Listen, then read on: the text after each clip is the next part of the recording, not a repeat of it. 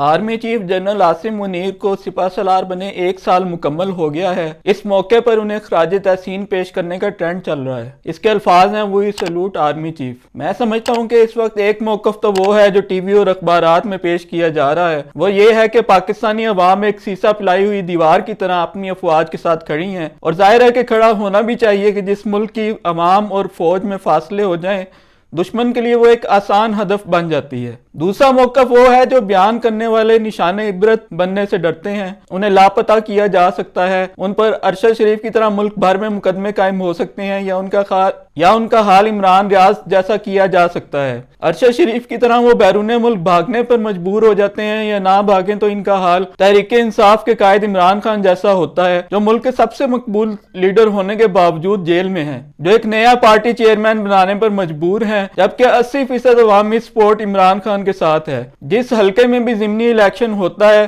तहरीक इंसाफ का उम्मीदवार जीत जाता है। इमरान खान की हुकूमत गिरने के बाद फौज के खिलाफ एहतजाज हुआ तो फौजी तर्जमान जनरल बाबर इफ्तिखार ने मीडिया से बातचीत करते हुए फरमाया, जिस दिन नई हुकूमत बनी यानी पीडीएम की हुकूमत, इस दिन डॉलर का रेट नीचे आया और स्टॉक एक्सचेंज मुस्तहकम हुई। बाद सब ने देखा कि डॉलर और स्टॉक एक्सचेंज का क्या हाल हुआ। क्या फौजी तर्जमान को नई हुकूमत बनने पर डॉलर और एक्सचेंज रेट में बेहतरी की खुशखबरी सुनानी चाहिए? क्या यह सियासत में खुली मुदाखलत नहीं? बाद ये रेट 300 से भी ऊपर चले गया। मुल्की कर्जों में 12,500 अरब रुपए का इजाफा हुआ। डॉलर चढ़ा तो तेल महंगा हुआ। तेल की कीमतों में बेपनाह इजाफे से मईशत मफलूज होकर रह गई और आज तक मफलूज है। वजह, मुल्क का सबसे मकबूल लीडर जेल में और मुल्क सियासी अदम इस्तेहकाम का शिकार है। Army chief general Asim Munir को क्रेडिट दिया जाता है कि फौज की भरपूर कोशिशों से डॉलर का रेट 300 से नीचे 282 तक आया, लेकिन कहां इमरान खान का 178 और कहां पीडीएम का 282। 104 रुपए का फर्क है, और 1 रुपए के फर्क का मतलब है 120 अरब रुपए के कर्जों में इजाफा। मुल्क के सबसे मकबूल लीडर पे इस वक्त 200 मुकदमे कायम है, और दहशतगर्दी के मुकदमे भी। उसके अपने कारकुन जिल्ले शाह का कत्ल उस पर डाल दिया गया। जेल में होने के बावजूद 9 मई भी उस पर डाल दिया गया। 9 मई का तो आगाज ही इमरान खान को हद तक कमीज अंदाज में अहाता अदालत से गैर कानूनी तौर पर घसीट ले जाने पर हुआ था। क्या रेंजर्स को पुलिस का काम पुलिस पे नहीं छोड़ देना चाहिए था? मुल्क की तारीख में पहली बार कई माह से खवातीन सियासी कारकुन जेल में हैं, और इनमें डॉक्टर यास्मीन राशिद जैसी बीमार और उम्र रसीदा खातून भी हैं। सियासी लीडरों को तहरीक इंसाफ छोड़ने पर मजबूर किया जाता है, और पार्टी छोड़ने पर उनके तमाम गुनाह माफ कर दिए जाते हैं। आजाद सहाफियों के टीवी प्रोग्राम बंद कर दिए गए हैं। मुईद पीरजादा जैसे कई टीवी मेजबान बैरून मुल्क फरार होने पर मजबूर हो गए। टीवी पर इमरान खान का नाम लेने पर पाबंदी है।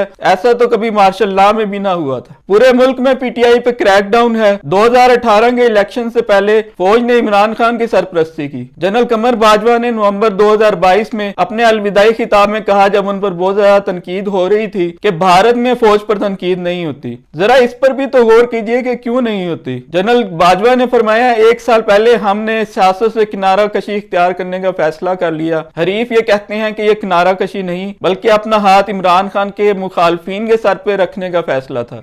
नाकदीन एतराज करते हैं कि इस बयान से तो जनरल कमर बाजवा ने 1 साल पहले तक सियासत में मुलविस रहने का एतराफ कर लिया। जनरल कमर बाजवा के खानदान के असासे सामने लाए गए तो खबर देने वाले को निशाने इबरत बनाने की कोशिश की गई। आज इमरान खान पहले से ज्यादा मकबूल हैं।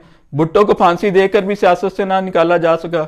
नवाज शरीफ जिन्हें फौज ने खुद तख्लीक किया था, जनरल बाजवा के खिलाफ बयान देते फिरते हैं। बेनजीर के खिलाफ नवाज शरीफ की मदद की गई, मगर बेनजीर 2 दफा वजीर आजम बनी। नवाज शरीफ की तख्लीक समेत फौज की सियासत में मुदाखलत ने हमेशा नुकसान ही पहुंचाया।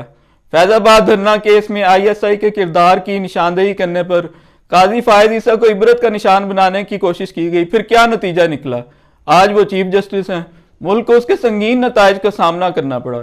इमरान खान को जनरल बाजवा ने कहा था कि जरदारी और शरीफ खानदानों को किसी हाल में NRO नहीं देना, फिर खुद ही दे दिया। NRO ही नहीं बल्कि इख्तिदार सौंप दिया गया। जो कल तक इश्तिहारी थे, उन्हें आज 21 तोपों की सलामी पेश की जा रही है। फौज ने भुट्टो और नवाज शरीफ को तख्लीक किया। नाकदीन ये कहते हैं कि आज भी जहांगीर तरीन, अलीम खान और परवेज खटक को तख्लीक कर रही है, जबकि नवाज शरीफ को वजीर आजम बनाने की तैयारी है। उन्हें एयरपोर्ट पर इंसाफ मुहैया किया जाता है।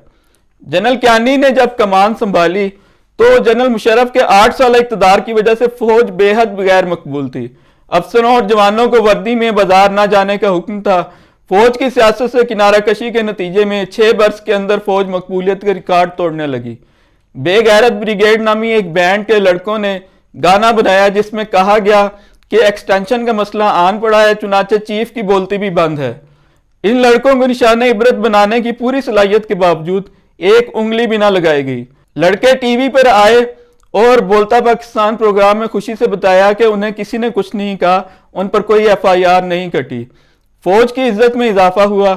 इज्जत और एहतराम बगैर सब्र किए भी कभी मिलता है। अगर एक फौज सरहदों पर अपनी जानें कुर्बान करेगी जैसा कि हमारी फौज कर रही है, तो क्यों ना अवाम उससे मोहब्बत करें।